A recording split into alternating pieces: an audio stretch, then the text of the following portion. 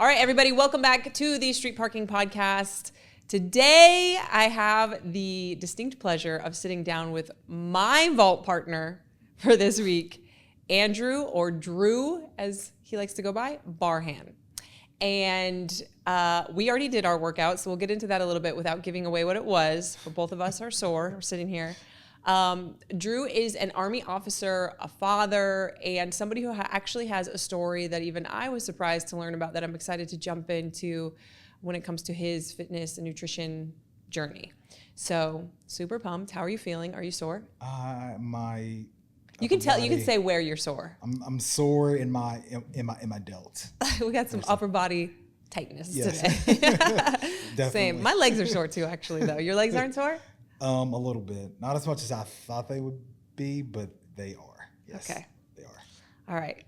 Well, Drew's here. I mean, he is, if you're watching the video version of this, he is literally keyed up from the feet up. I mean, we've got the sweats, we've got the shirt, we've got a super limited pink hat that everyone's going to message us afterwards and ask how you got that one with the pink key, and the tattoo on your arm. When did you get that tattoo? So I got it about 3 weeks ago. Oh, recently. So okay.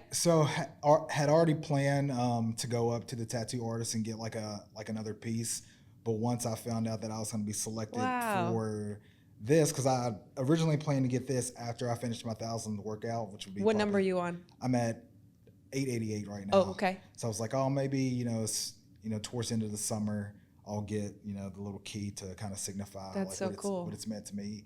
But like after I got selected, I just moved that timeline significantly. Oh, that's awesome. I mean, there's a handful. I don't know how many people have the key now. I know we took a photo yesterday of Nicole's key. Julian has the key, but a bunch of, not a bunch, but a good handful of other members have them too. And it's always, I know Chris trips out on it because he designed that key. And he has members who have gotten some of the other artwork, like the Paloma and the Gallo, some of those ones. And he trips out when people do that. So I'm sure he's super stoked. It looks good. Thank you. All right. So Army officer. Yes. Where do you live? So right now I'm in Hampton, Virginia. So I work out at Fort Eustis. So I'm actually retiring. So my retirement ceremony is kind of Friday. So this has been like a week of like. You're retiring this week? Yes. So you still have to, are you still working, or when you go home will you work, or are you done? No, I'm completely done. So I'm on my what they call transition leave. So all the leave that I have left over from like all the years, I'm just taking it now. So I'll actually be officially on active duty until the end of May. Okay. And then I'll be retired. So still plan on working. What's the plan? So I've got high school boys. So I've got one that's graduating high school this year, and then I got a sophomore now. So he wants to finish school in one school. Right. You don't want to move him so much. So the plan is to just try to find a job in the area so he can finish high school where he wants to.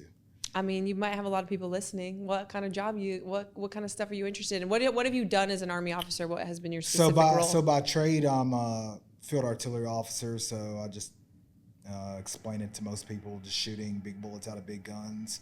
The last few years, I have a hard time finding a job like that. Yeah. So the last few years has been mainly working in a civilian organization that deals with training and program management, operations specialist type work. So that's probably what I'm looking at. That's cool. It's probably best for me. Well, before we go any further, I just want to thank you for your service, because I have huge respect for all of our military. And I know we're going to get into a story about Iraq in one of your deployments, because you said it was too long to type, so now I'm super interested in knowing what that whole story was when we asked you some questions before you came. So we'll talk about that, but yeah. Sure. I'm going to talk about it now. So let's talk about your fitness journey a little bit, because I know that's tied into it, right? Right. At least I think it is. So you started doing CrossFit in 2007, is that right? Right. So was that at a gym, or how did you come across that? Because that's early. That's when I found CrossFit. Right. So actually, that's when I found. So on my second deployment, that's where I did. In Iraq. Okay, then go for the story. So we were. Most people know, like when you're on your way to Iraq or Afghanistan, you kind of like go into Kuwait. It's kind of like a staging place. Did you know that I've been there? Oh, really? Yeah. So that's why I'm so interested in it. So I'll tell you so that you can still explain it for everybody else. I got to go to Iraq to do a CrossFit Yep. Level 1 seminar. Yep. And we landed in Kuwait. We stayed in Kuwait at Ali Al Salim. Yep. Yep. I stayed there for like a night or two. And then we were in Baghdad. Or Bagram, Yep. Bagram Air Force Base for like 3 nights, and then Yep. back at Ali Al Salim for 1 night, and then went home.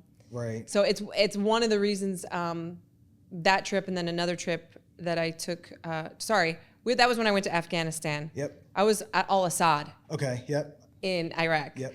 But those 2 trips are why I have so much respect and love for the military, is because I saw the lifestyle and what you guys were living in. And that was Right. 2009 and 2010 that I went on those Right. trips. Awesome. Okay. So yeah, but explain it for everybody else, how you get there and all of that. So we were in Kuwait waiting to go into Iraq, and one of the guys on our team said he was going to go to the gym. He was going to go work out, and he came back in like 30 minutes. You were like, what did you do? Exactly. I was like, what did you do? He's like, I've been doing like this CrossFit thing. I was like, well, you were only gone a few minutes, so you really couldn't have gotten in a great workout, right? Famous last words. And I was just kind of like curious about, like what he was doing. And so once we got into Iraq, I started working out with him. And I think the first workout I did, I'm almost positive it was Barbara. I think that's like the 20, 30, 40, Oh 50. my gosh, yeah. Mm-hmm. And I could not do pull-ups like a lot unassisted, so he really had to help me. Like he was, old school, hold your feet so you Oh, could, wow, that's a good partner though. so you could do pull-ups, and it was so embarrassing and humbling. So I spent that year on main site trying to like figure out like what I could do to just keep myself in shape, because I had plans to I wanted to go to Ranger School once we got back to the States. How old were you at this time? What was So it? that was 2000. 16 years ago? Yeah, that was 2007, So 2008. Yeah. Okay. And so I kind of used that to kind of help me get into better shape, and I ran a lot. And got back, got to go to Ranger School, graduated, came back. So I kind of fast forward to 2010 when we were going to Afghanistan.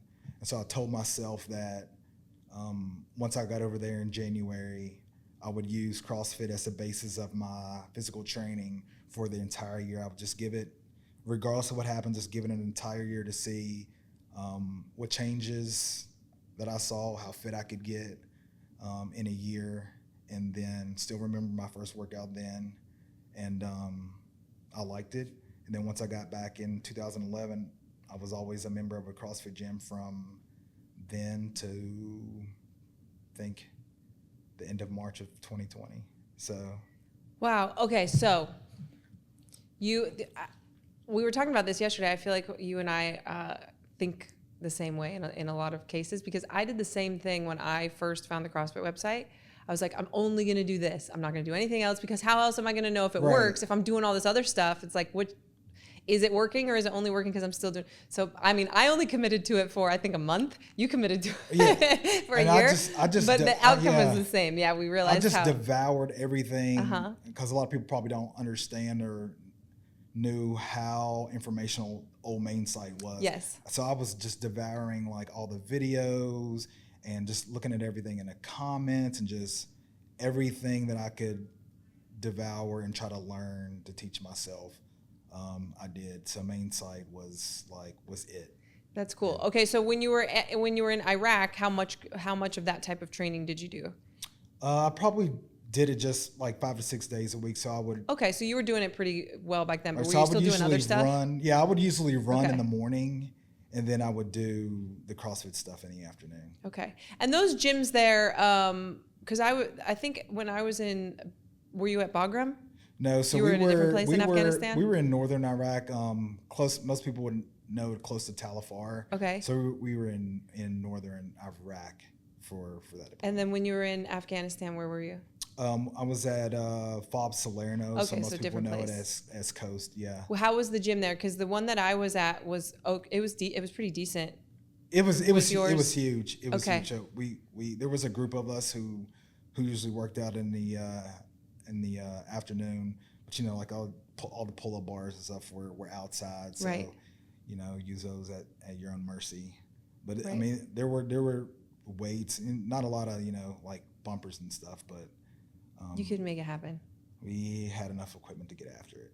Which was Yeah, great. it's a weird thing. I mean, obviously, when both times that I went there, I was only on base for a few days, but you have, you don't have necessarily a lot of free time, but because your whole normal life isn't there with you, you do have a lot of free time, if that makes sense. Like Right, it does. you Yeah, you work do. just as much, Right. but then it's like your kids aren't there and your house isn't Right. there to do chores around it and everything like that. So, people have time to work out. What I felt would be the most difficult when you're deployed, and I want to talk about this because we do have so many service members, is the nutrition on those deployments. Right. It was hard to find. We get members who, and maybe it's gotten better, but they'll say it's hard to find like quality protein sources. Like, good luck Right. finding fruits and veggies in these situations. Right. How was that for you? So we were lucky. We did have good nutrition there, good clean sources. I mean, we had the chicken and the eggs and stuff like that. For us, like a lot of people see the opportunity on deployment to get in shape, because you do kind of have a little more, I guess you can say, predictability. Well, it's not like you can go drive to In-N-Out Right. or something like that too. Right. It's like, Right. So I mean, yeah. So a lot of people on deployments take the opportunity to like get in shape, and also like so. I mean, there's a website out there, bodybuilding.com, yeah. and they were great about being able to ship overseas. Oh, wow. So Supplements and stuff. Yeah. So getting protein in that way definitely helped. Cool. So. Yeah, because I know that we have a lot of members ask about that, and that was the one thing that I noticed was just finding good, consistent sources of nutrition would be more difficult than just going to your grocery store here. I mean, there was definitely a lot of bad choices to make. There was always like the fast, quick service, pizza and that kind of stuff. Yeah. Yeah, but I just learned over the years it just does not serve me very, very, very well in an environment like that. What advice would you have? So, say if we have some members who are new in the military, they're going to be doing their first deployment, or they're on deployment now and they're listening to this. What advice would you have for them to be as successful as you were at finding consistency and just making it happen? It's a great question.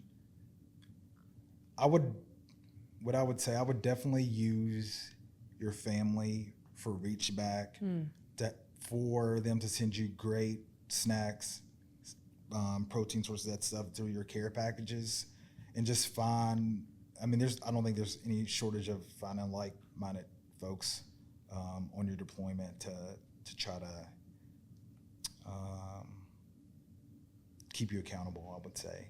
Did you have friends that you worked out with there? Like, did you have like a group, or are you just lone wolf? Oh no, so I was in command at the time. Okay. So I took I drug my supply sergeant and my training room soldier along with me for the ride. So to kind of use them just to see how fit we could get. And they liked it. They were into it also? They did. They're still doing it to this day.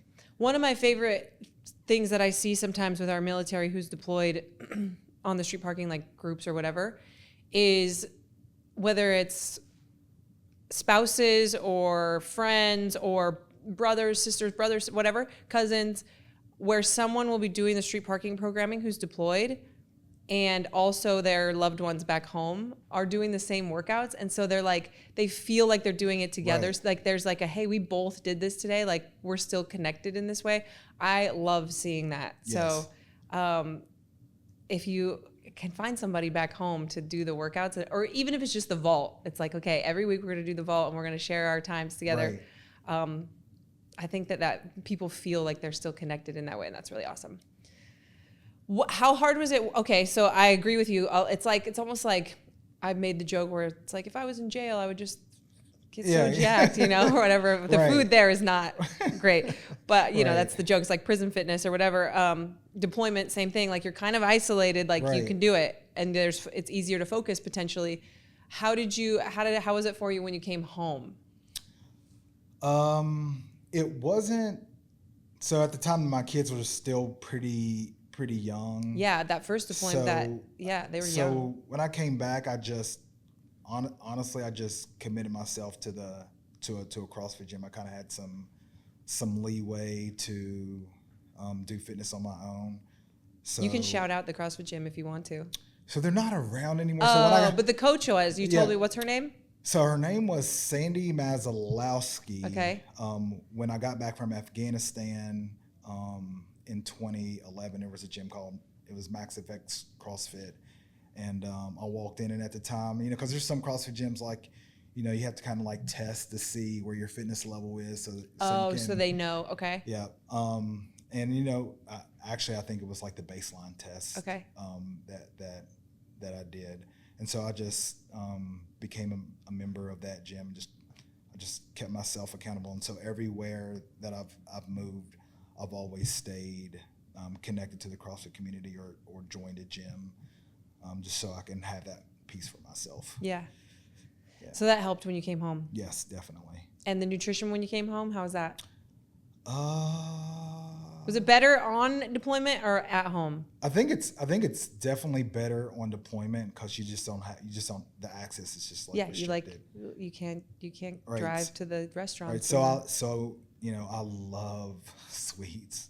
Oh, what's your go-to sweet? Chocolate chip cookies, always. Drew, what are you saying? That is like my thing. We have so much in common. Love chocolate chip cookies. Like fresh baked. Do you ever bake chocolate chip cookies? Yeah, I do. There's a cookie here that I gotta get for you. So we do so I do like this, and my kids and I do like this big cast iron skillet cookie. Oh yes, just the pizza cookie. Yes. That's what I call those. I love cookies, but I've just learned over the years since I have no self-control with sweets, can't have them in your house. I don't bring them in the house. Even when we make them, we'll like have them there for a day, and then I bring them here, or we give them away because they can't just be in. Yeah, but there's a cookie here that I have to go get for you. So nutrition. So over the years, I've done all the things. I've done the keto and the carb cycling. Okay, yeah, let's talk about what you found works for you. So I think the best, E.C. Sinkowski and her 800 grams, I have found that to be the most sustainable probably for the last 2 years. Do you still measure everything? I don't. But you know it now. But I know now. As long as I'm getting, it seems like it's difficult, but it's not. But it's been the most sustainable for me because I found that no matter what nutrition protocol or program I wanted to use, it wouldn't work if I didn't put in the work to do it. And I think a lot of people, just kind of how people would like program hop back in the day. A lot of people nutrition hop. Yes. You just got to put in the work, and it still was work. In the beginning for about a month, just weighing and measuring, just so I could understand my inputs. Yep. But now I'm really comfortable with doing her program. So those of you guys that don't know what program he's talking about, E.C. Sinkowski, she owns Optimize Me Nutrition, and she has a podcast, which I've reposted a bunch of times. Great. It's so good because it's very educational, but kept very simple so that we can all understand it. Layman's terms. Her podcast is the Consistency Project, but she has a couple programs, but one of the more popular ones is the 800 gram challenge, which is basically challenging you to eat 800 grams in weight of fruits and veggies per day. And the basic premise of it is if you're filling your plate with all of that, you're not going to be able to eat much of the bad food. And then there's a protein element to it and stuff too. But what I've heard you explain twice now is something that I believe in so much, and something that when we interviewed our 1,000 members maybe 6 months ago, several of them said the same thing. When you started CrossFit, you dove into all of the educational materials. You learned why you were doing what you were doing. You learned how to do it properly. You learned so you wanted to understand what was happening and why it was helping you, not just following directions. And the same thing with EC's content. She's not just, here's your meal plan and follow it blindly. Right. There's an explanation behind it, and she does a really good job of that. And I really believe, and I hope our members can put the work in, like you're saying, to don't just blindly follow the workouts. At the very minimum, read the coach's notes, watch the videos and stuff. And the more you understand yourself and the workouts and how to make good choices, the longer you're going to be successful. I truly believe that. If you understand the why. You definitely have to educate yourself on that. That's one of the things that I had problems with in like the beginning, just kind of like blindly following whatever protocol was cool without truly understanding what my own needs were. But the way she laid everything out and explained it, it just completely made sense to me. That's awesome. Yeah. Okay, cool. So yeah, I love that. Now, okay, so that was a while ago. So you went to Afghanistan and Iraq. Have you deployed more recently? No. So I went to Iraq 2004, 2005, and then 2007, 2008. A lot. You went there a lot. Afghanistan 2010, 2011, and I haven't gone anywhere since. Okay, so it's been a while. Mm-hmm. Okay, so how's life been? I know you're about to retire, so it's about to change again. Right. But how's life been? What's your schedule like? And I want to get into, you joined street parking during the pandemic, which I'm super interested in talking about. So yeah, let's maybe talk about that. You mentioned you were at a CrossFit gym, going to the class, doing your thing, raising your boys, working, and then 2020 happens. Where COVID broke the world. So basically what happened, so I'm going to shout her out, Alex Dunlap. Thank you very much. Yes. Okay. That was the coach. Yeah, okay. So she was working at the CrossFit gym that I was a member of. And then kind of what a lot of gyms were just trying to do just to kind of like survive, they would just take and farm out their equipment. Yeah, I heard about that. They were renting out their equipment. And so, by the time I got back to like actually wanting to see what they had left, they just didn't have much left that like worked for me. And you couldn't buy anything. It was crazy. Those of you guys that know, you couldn't find dumbbells. I mean, even like Rogue, Rep, like all these, they were sold out of everything. And then if you would like go on like the marketplace, people were just being. It was ridiculous. I think, you know what? I think Benny sold a bunch of his equipment during that time. Because he could everything except for his dumbbells. Because he's like, well, this is all I really need. So he Right. sold like a bunch of his stuff, and now he has new stuff. But during he like made a profit for sure. Yeah. And so when I moved from Washington State to Virginia in 2018, so I had already had a barbell and a set of plates and an echo bike, and I would just kind of do stuff here and there.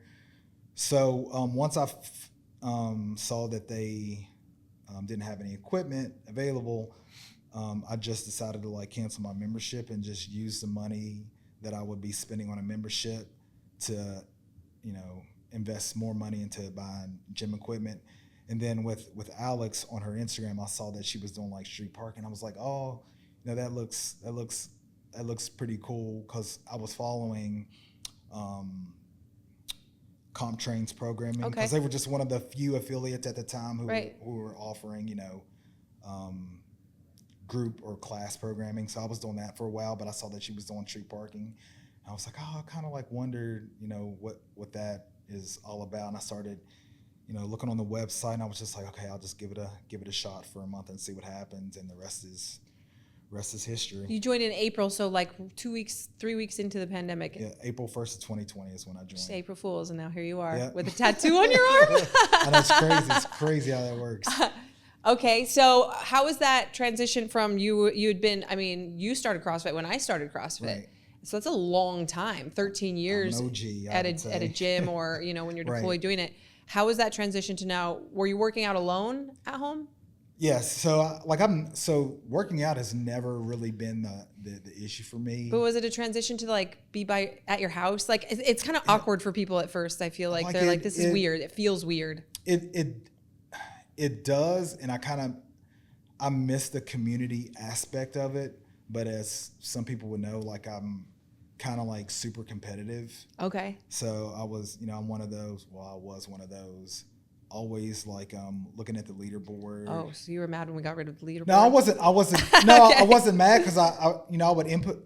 To be truthfully honest, I would input my score and just like see who was at the top, and then I just go on about my day. Okay, you weren't like rechecking it and everything. And who's this person? Oh yeah, but finding them on Instagram and stalking them. Oh yeah, when I was part of a CrossFit gym, like I just I would lose sleep over like the leaderboard. Isn't it crazy?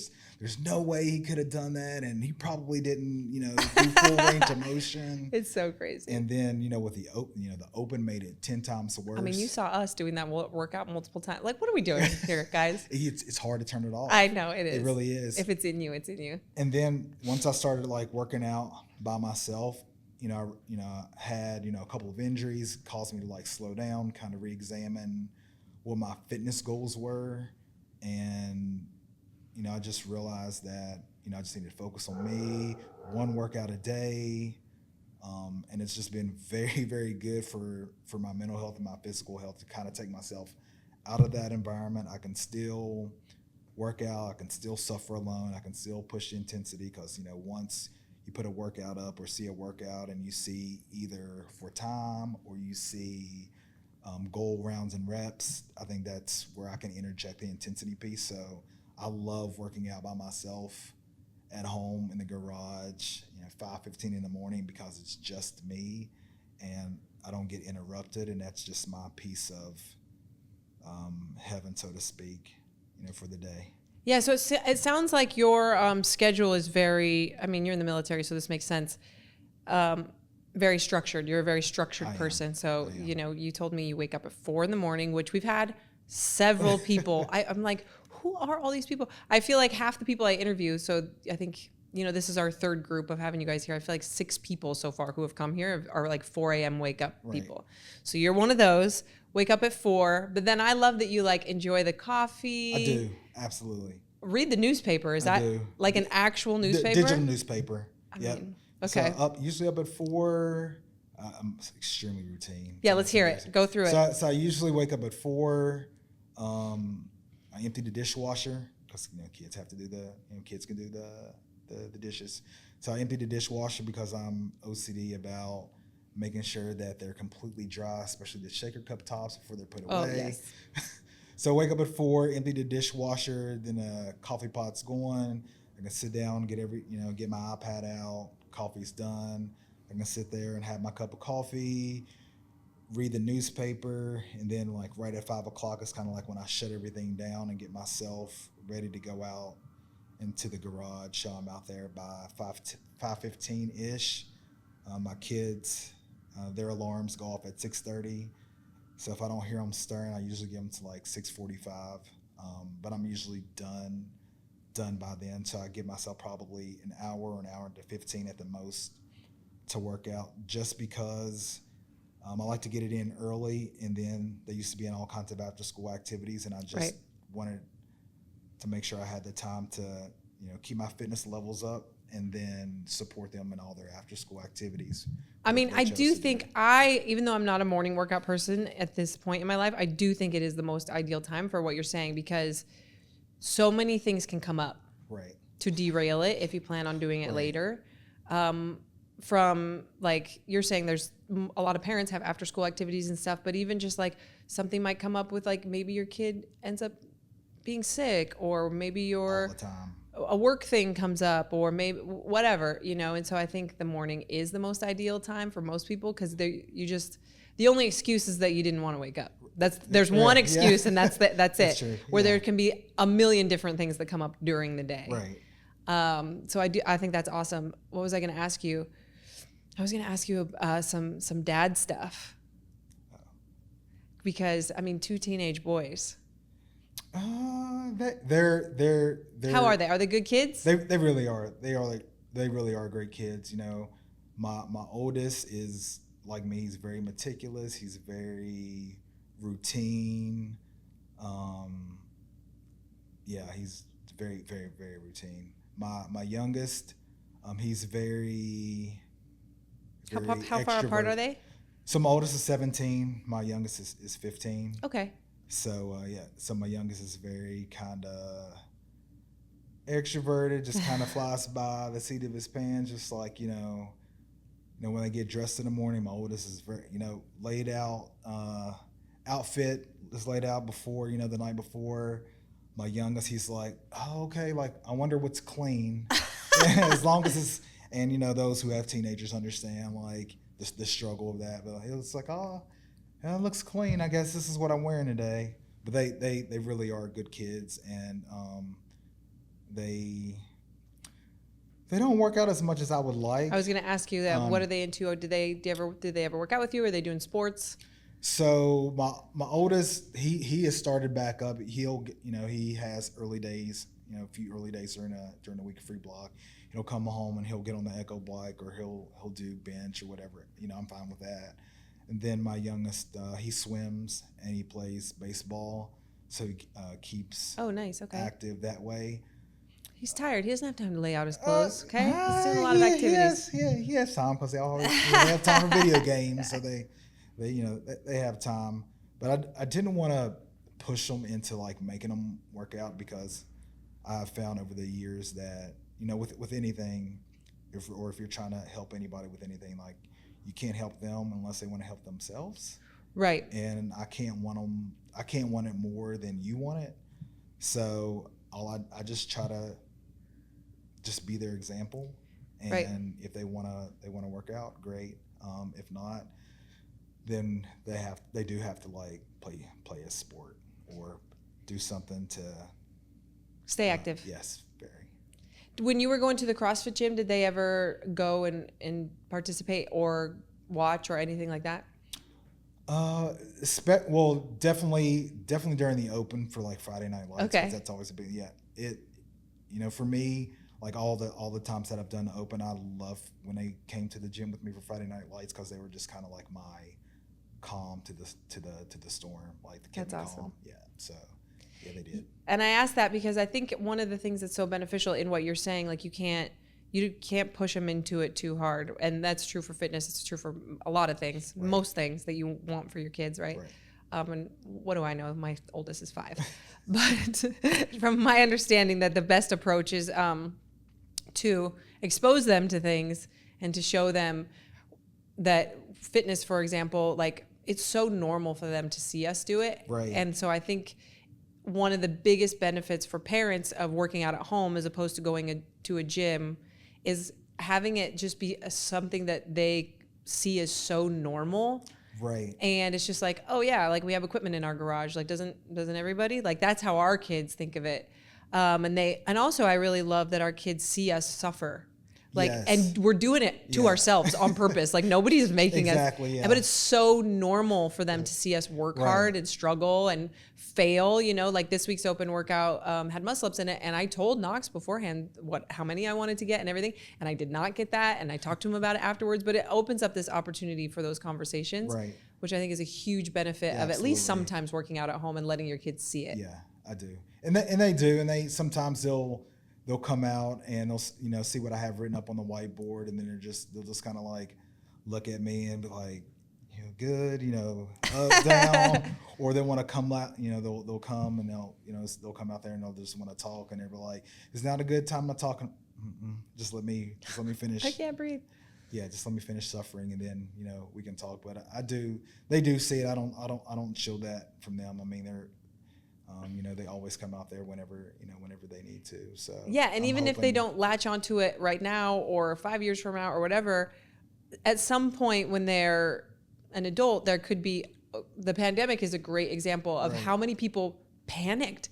Like they were like, I don't have a gym. What am I going to do? I'm not going to be able to exercise. Well, your boys, if that were to happen, would be like, well, my dad always worked out just at home, and he didn't have a lot of stuff. Right. And so I know I don't need a lot of stuff, and I know it's normal to work out at home, and it's not weird. So many people were like, I can't, what am I going to do? I got to have a gym. I got to have all this stuff. I got to have this intricate program and all this. And they've at least been exposed to it. Yeah. So I think I'm really hoping that they really understand like how lucky we are to have all the equipment and, at our disposal. Cause I remember just growing up, like my dad exercised all the time, whether he was like running or he was like doing aerobics or he had like the little sand filled at your house play dumbbells. Mm-hmm. See, he showed you. And even me, I was just kind of like, I would go support him in like his marathons or his road races, but I was never really into it like he was until I decided to get into the Army, and then I was just like, he was really onto something. See, that's really exactly what I'm talking about. At the time, you were like, what in the world? you're over the top dad, whatever, like you Right. weren't, but when you got to a certain level of maturity and you were an adult, that like just those memories of him and seeing him Right. do that was there, where if you And wouldn't have yeah. had that, who knows, you know? And then I realized, and I was just like, because I would talk to my mom about it all the time, that, you know, in all the years that I was, you know, I was home because I went to school, I went to college 45 minutes away. So I was home on the weekends a lot of the times. But in, you know, 20 some years that I was like back home, I think I saw my dad get sick twice. Wow. In 20 some years. Once he had a migraine and he just came home and went to bed. And then like once he had a sore throat that he couldn't get rid of, and my mom was just like, "You're going to the doctor." So in like 20 years. Wow. The fact that you remember the two times. I do. That's crazy. Because I was just like, you know, he was the most in shape, fit person that I knew, and he just never got sick. And then fast forward, I was just like, he had the cheat code all along, and all it was like him just like working out and, you know, just not eating crazy. That's awesome. So, yep. Okay, so the story that leads me to, because I think the story that I wanted to talk about was that will surprise most people, and you said that it'll surprise most people. It surprised me. I had no idea that when you walked in to want to join the Army, right, you had a lot of weight to lose. Right. So I was at Marshall University. I was changed my major a bunch of times, and I was just like, I really just like need to get done. And I was like, I really always wanted to be in the military because I just wanted to be a part of something that was like bigger than myself. And so I just remember just walking into the ROTC office, and I had ballooned up to 250 pounds.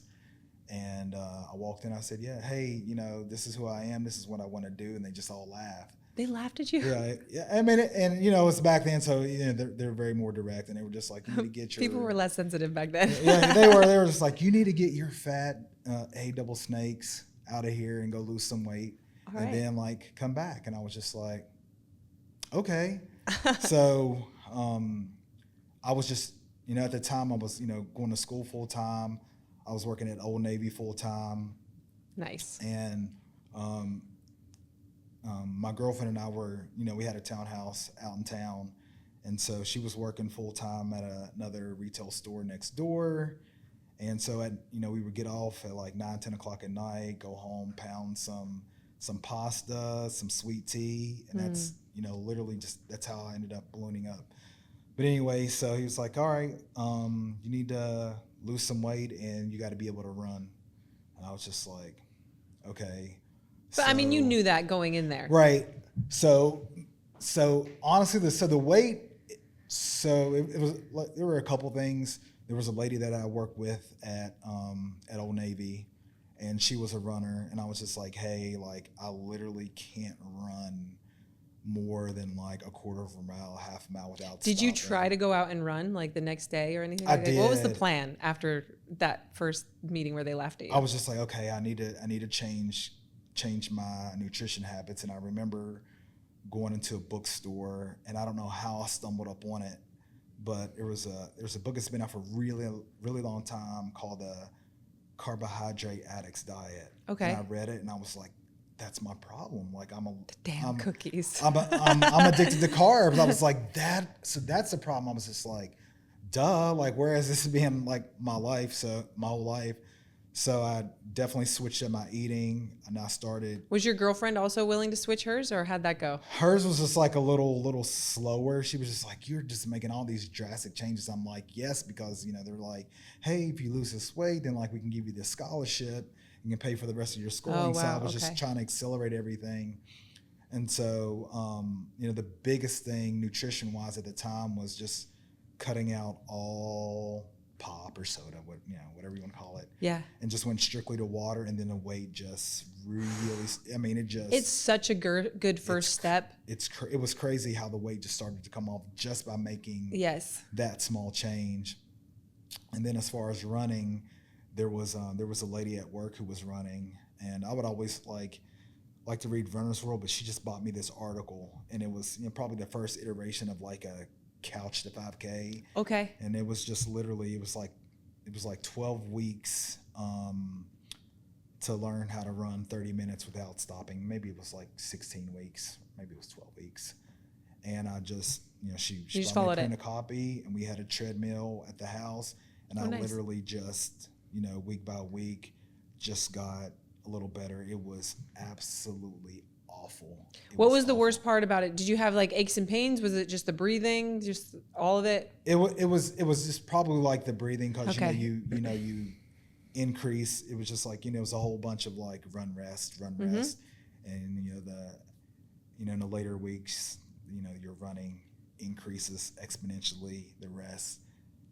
So it was just a long, hard process. What was I know that the Army, for sure back then, probably used like a BMI. Did you have like a certain weight that you needed to get to? So that is one thing that has always been a hot topic in the military. So the Army does say that, because even now you're like very muscular, so your BMI probably reads high. Yeah, my BMI always says that, which is not the best measure. But did they give you like, so if you went in 250, did they tell you like come back when you're 225 or come back when you're 215 or anything like that?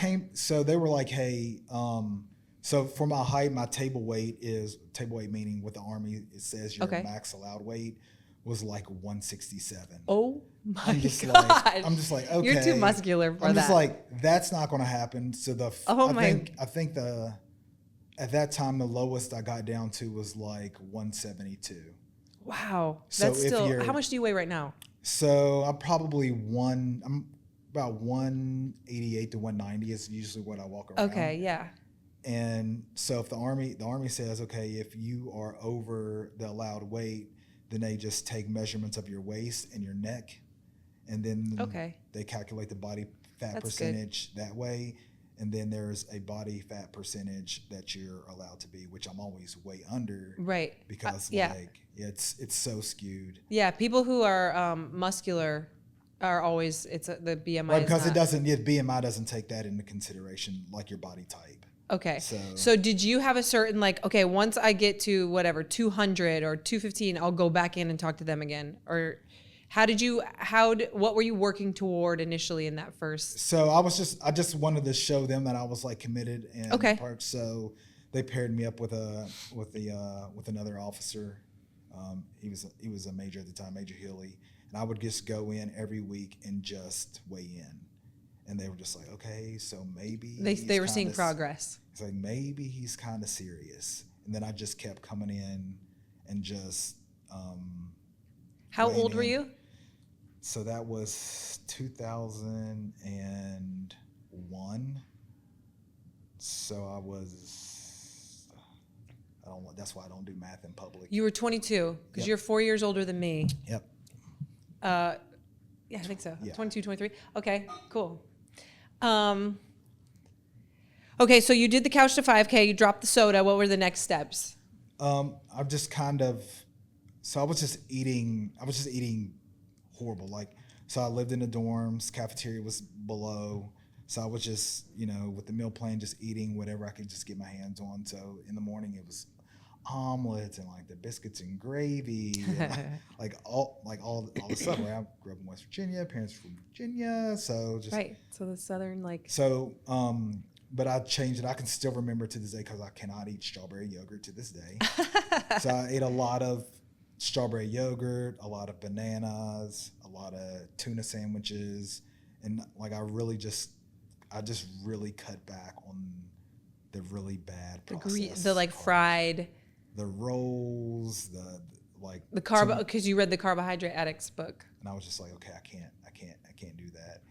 And so when I finally did come down on weight, one of the other instructors told me, he was like, hey, you're going to have to watch your weight your entire life, especially your entire career in the military, because, the way you are, you'll just have a, propensity to just blow up and just gain weight very easy, which is still true to this day. I like that though. I like that he was honest with you about that, and that it allowed you to live your life knowing that, because I think sometimes we have a tendency to tiptoe around that with people, and it's gotten worse. It is. And it's no, what's most helpful to you is knowing hey, there is a genetic component to this Right. and a past lifestyle component Right. to this. So the fact that you were that big at one point probably means that you're always going to have to, Right. even if you lose it and you have a good lifestyle, like you're never, a lot of times people think once I lose weight, it'll be easy. And it's like, Right. well, depends on you as a person, but for many people, that's never going to be true. Like you're pretty much going to have to maintain the lifestyle Right. that you use to lose the weight Right. to keep it off forever. And too many people don't go into it with that. They just think about getting there, Right. and they have no plan for how that's going to Right. go after that. I definitely fell into that trap. I was just like, oh, if I can just get to like this number on the scale, then I'm good. It's a lifelong thing. It is. You always constantly have to pursue just being better, and there are no shortcuts. You just have to do the work, and you just have to find out how much discomfort you're willing to have in your life to achieve what you want. I think that's just the biggest takeaway. And I just think social media does a really bad job of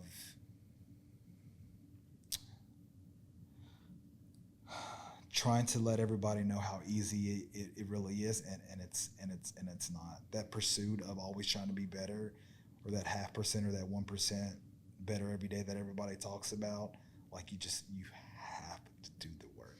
I think it says a lot about your character too, though, where you heard, because a lot of people, if they heard that, like, hey, this is always going to be a struggle for you, would go, well, then why even bother? Right. You know? And so they'd be like, well, it's not in the cards for me. Like, this is always going to be a struggle, so I'm not even going to bother. It's too much work. Where you were like, okay, and you accepted it, but you didn't accept it as like your fate forever. It was just to be this Right. overweight person. And I think that says a lot about you as a person. Right. Yeah. Because and also because not everybody in my family was like the healthiest, so I just wanted to like kind of like beat that stigma as well.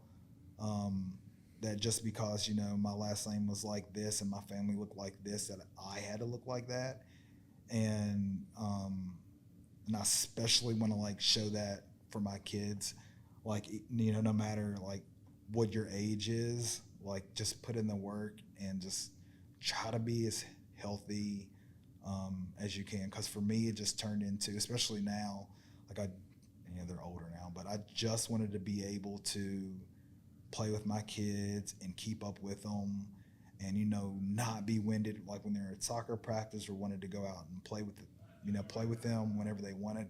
Because I see a lot of, and I'm totally not judging, but it's just my observation. Like you just see parents who they physically just can't play with their kids or pick them up or do whatever. And I just never wanted to put myself in a position or have my kids grow up and think that my dad was too out of shape, or he just couldn't hang out with me. Well, it sounded like you had a pretty awesome dad that was able to keep going. Yeah, he was very, very quiet and wasn't very good example of he fitness. He definitely wasn't the lovey touchy feely type. That was definitely Mom. But just watching him all the time, I know where I get that part from. And I think what you're saying about like you always being able to play with your kids and all that stuff, I think a lot of times people hear that as that it only benefits the kids. Like those are my favorite memories too. I want to be able to do that for me. Right. Because it's so special and it's so fun and they're so funny and silly, and you want to participate and encourage that.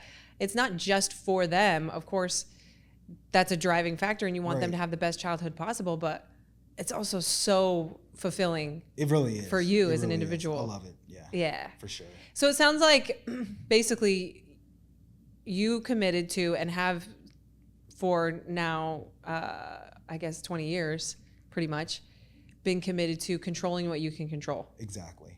And that's like really what it comes down to. If the pandemic happens, well, what's in my control? Okay, cool. I've got this equipment, find street parking.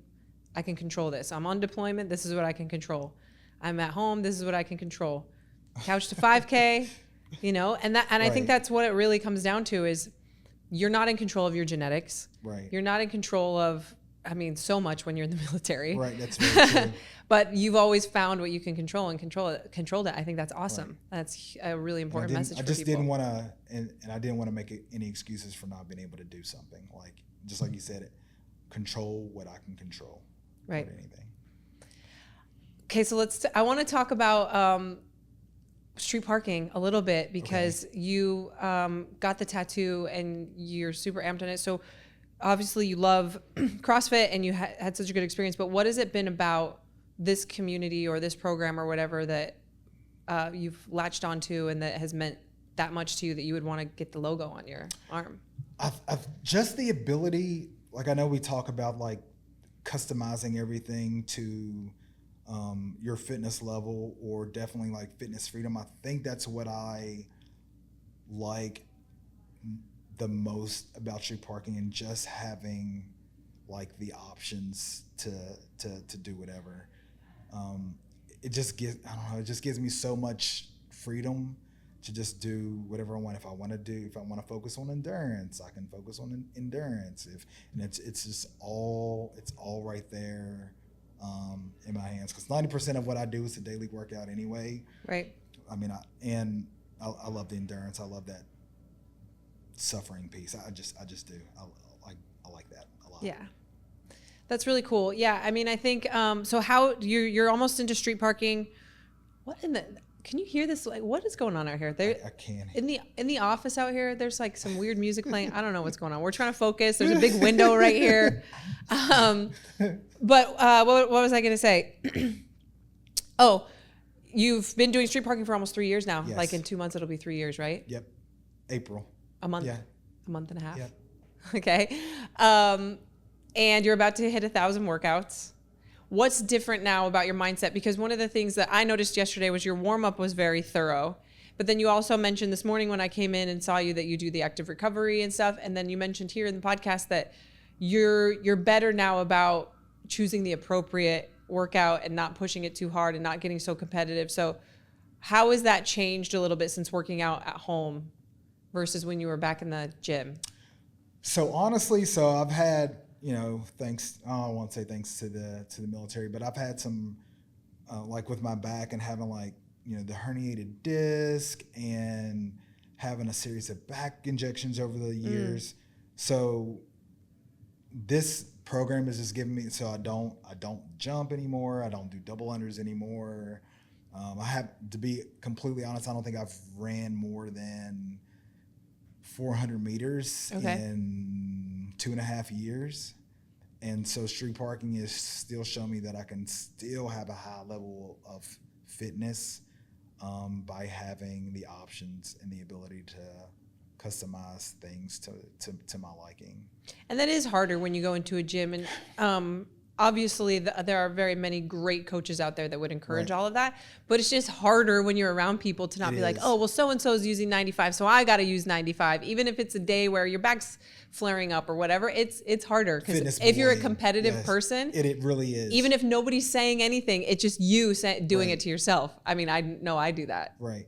And I think that was probably the biggest mind shift that I had coming from always being in a CrossFit gym to doing street parking. I can just focus on me. I don't have to worry about pulling up the leaderboard and seeing what somebody else did. Yeah. Like, just like you said, we call it fitness bullying. Yeah, we call it that too. I just didn't want to be fitness bullied, or just feel like, even at my age that, I needed to try to keep up with somebody way younger than me.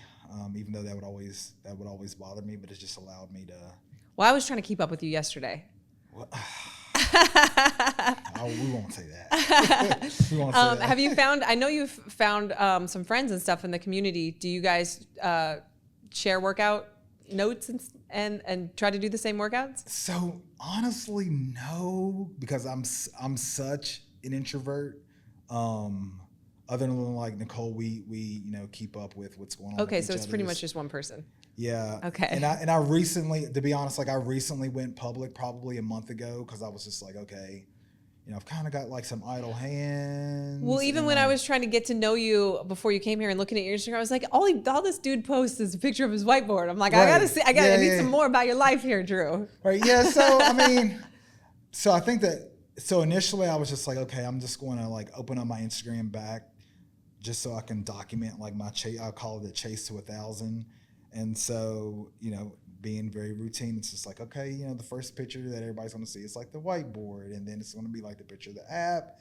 And then, there's maybe some clips of like me moving just to keep myself accountable, and even to show, because I start showing some more of like the bad days, or I call them. That's great.